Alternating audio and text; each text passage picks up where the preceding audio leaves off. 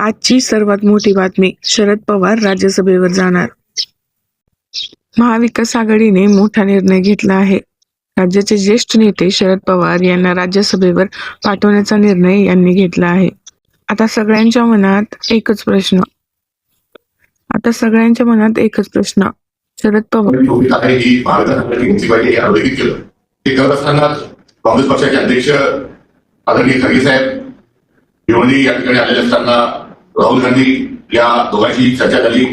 दिल्ली मुक्कामी मी आणि आमचे विधिमंडळाचे नेते विजय वडेट्टीवार या दोघांचं अध्यक्ष आदरणीय खरगे साहेब भिवंडी या ठिकाणी आलेले असताना राहुल गांधी या दोघांची चर्चा झाली.